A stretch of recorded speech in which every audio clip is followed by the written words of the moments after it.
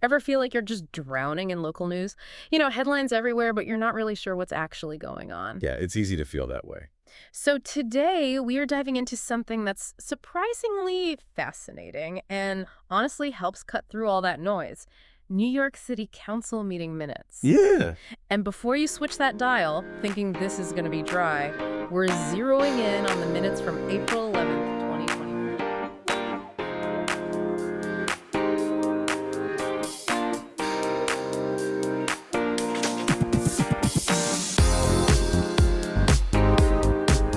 What hidden gems we can dig up. I think what's so interesting about these minutes is they're not just some like formality, some bureaucratic requirement. They really give us a direct line to the heart of city government. These are the decisions being made that impact you, me, every New Yorker. Okay, so let's unpack this. For those of us who maybe haven't cracked open the city council meeting minutes on a Friday night, what exactly are these minutes and why should we even care? So essentially, it's a transcript. Think of it like a play-by-play of everything that went down during a council meeting. Literally every vote, every resolution, every awkward cough, every side comment, it's all recorded meticulously and available online. Anyone can access it. Okay, so transparency in action, I like it, but I gotta be honest, these documents, they can be a little intimidating. Where do you even begin? There's a lot of jargon. Well, even the structure itself can be pretty telling. You'll see sections for communications from the mayor, land use call-ups, committee reports, all meticulously organized. And it really reflects how the council functions. Like the mayor proposes, committees, they deliberate, and then the council votes. Like a well-oiled machine? Well, sometimes. Or maybe not so well-oiled. Right, exactly. Okay, so one thing that jumped out at me right away, this phrase, the majority leader and acting president pro tempore, Councilmember Farias. Okay, why the double title? What's the significance there? You're already picking up on those little details that make this so interesting. So typically, the city council has a designated president pro tempore, right? They step in for the speaker when needed. Makes sense. But the fact that we see the majority leader, Councilmember Farias, also holding this title, it suggests that something a little unusual might be going on. Okay, so a little like a power play. Some kind of internal shakeup we're not really seeing. Possibly. It's hard to say for sure, but this little detail could point to shifting alliances within the council. Maybe the majority leader consolidating power, at least for now. I think to know for sure, you'd have to kind of look at the broader context of the council dynamics. It's like a little political thriller, but hidden in plain sight. Exactly. And speaking of intrigue, let's talk about these appointments. This is where the mayor gets to handpick people for positions, right? Exactly. The mayor nominates individuals for all sorts of city positions, but the council actually has the power to confirm or reject those nominations. Is a really important part of that checks and balances system. It's a big deal. It is a big deal.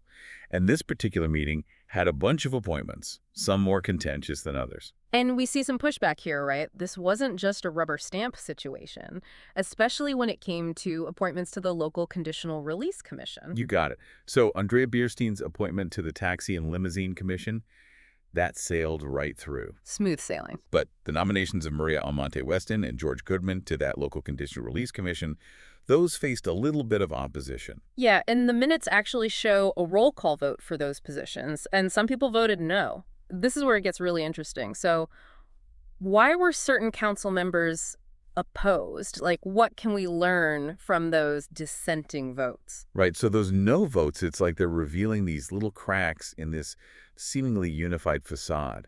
We see council members Areola, Borelli, Carr, Holden, Marmorato, Palladino, Vernikov, Yeager, and Swang all voted against these appointments. Yeah. To really understand why, you'd have to look at their voting records, any public statements they've made, even campaign contributions. It might be differing policy views or maybe concerns about the qualifications or even just a strategic move to kind of challenge the mayor's agenda. Like a political chess match. It really is. Every vote tells a story. We're seeing these alliances, maybe some power struggles, all happening behind the scenes. This is why we love a good deep dive, people. But before we get too deep into conspiracy theories here, let's move on to what feels like the main event of this meeting, the ongoing saga of Willets Point. Yes, Willets Point Phase 2. A good chunk of this meeting is dedicated to this whole world of applications and resolutions related to that project. And, it's a massive redevelopment project in Queens, and it really has the potential to totally reshape that borough. For those who aren't familiar, give us the quick rundown. What are we talking about here? What's at stake? Imagine like this mix of residential, commercial, entertainment spaces all kind of converging on this site that, to be honest, has seen better days. We're talking about a potential soccer stadium, thousands of new housing units, and just a total overhaul of the infrastructure there. It's a lot. It's a lot. Sounds like a massive undertaking, and I'm guessing that's where things get a little complicated procedurally. Exactly. Because the project's so big and complex, it needs all these different approvals, Mm-hmm. special permits, modifications to parking regulations, even like mapping out a whole new boulevard. Each of those steps involves its own applications, debates, and ultimately votes.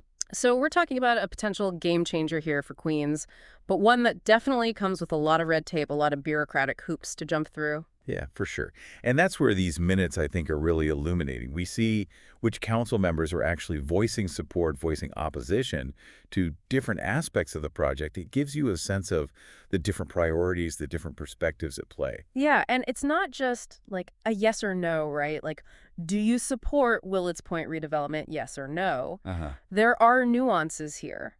Oh, absolutely. You might support the overall idea, but maybe you have problems with some of the specifics. Or you're looking for concessions for the people you represent. Right, you got to keep your constituents happy. Exactly. And you can actually see this in the minutes. For example, Councilmember Krishnan, he actually cast the sole no vote on a handful of these Willets Point resolutions. Sure. Yeah, it suggests he might have some very specific concerns, maybe about the project's impact on his district or reservations about how it's being implemented. We don't know for sure just from the minutes. So a single vote can say a lot. Absolutely. Tells us to do a little more research, look beyond just those top-level headlines. Exactly. Connect the dots. If you really want to understand what's happening with Willets Point, you look at Councilmember Krishnan's public statements, community meetings he's held. What's the local news saying about his perspective? It's like we're doing investigative journalism, but instead of a trench coat and a fedora, we've got these meeting minutes. Right. Okay, so let's shift gears a bit. There's a section that I think really highlights just how wide-ranging the issues are that the council deals with. The intriguing introductions section. Yes, this is the good stuff. Those local law introductions that maybe they don't make front-page news, but they're fascinating. Yeah. Give us a little peek into what New Yorkers actually care about. Right, like the rat contraceptive pilot program.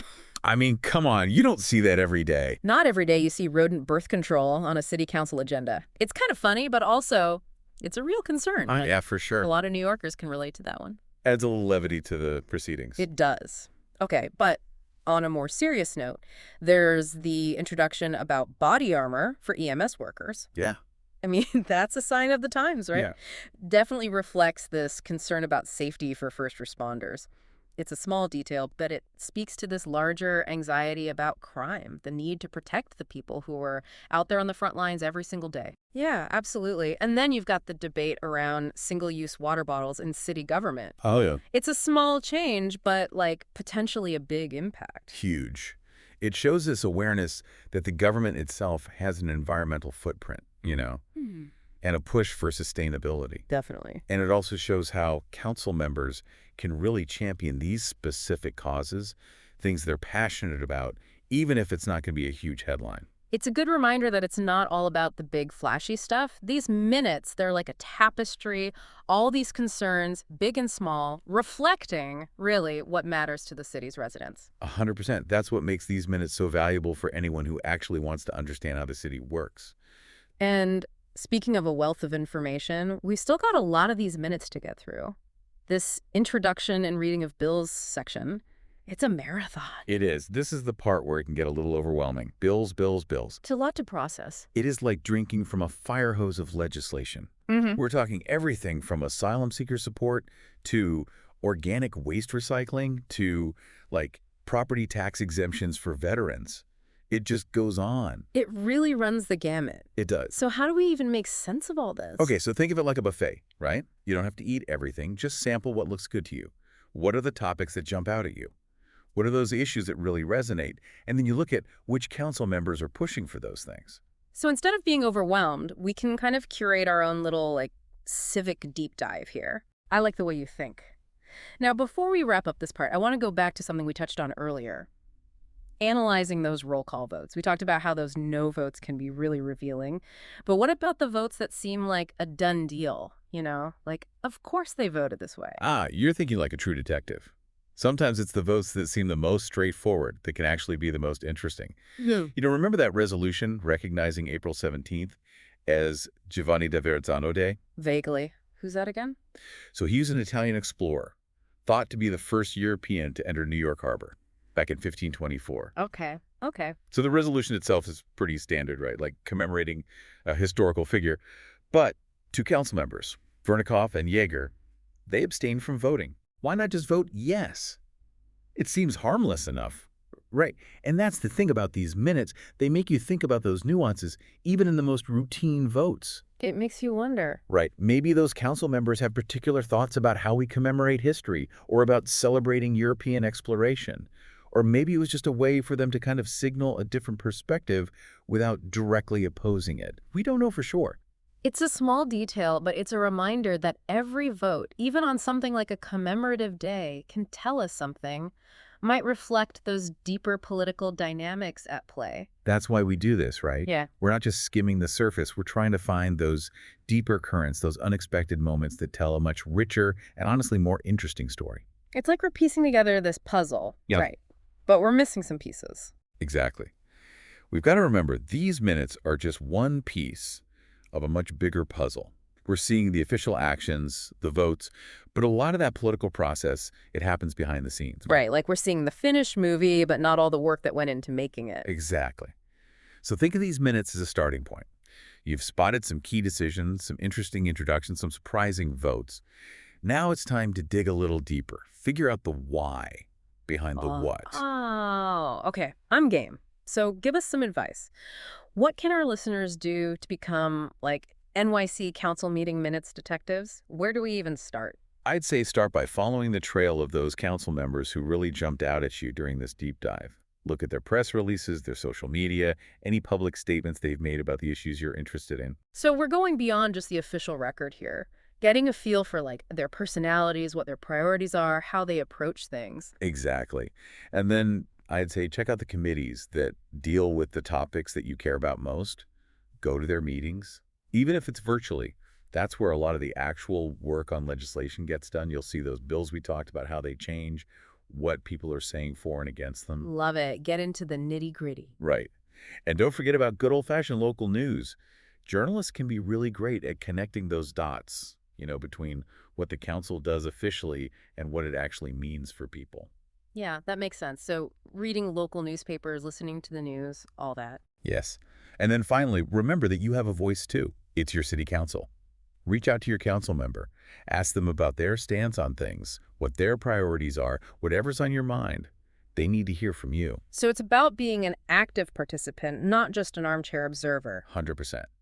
These meeting minutes, they can help us understand how things work, but the real power is what you choose to do with that knowledge. I love that. We've gone from, like, deciphering this dense document to basically becoming civic action heroes. Why not? Who knew city council meeting minutes could be so engaging? It's all about perspective and maybe a little curiosity. A little curiosity goes a long way. Well, thanks for joining us on this deep dive, everyone. Thanks for having me. And until next time, stay informed, stay engaged, and as always, keep asking those questions.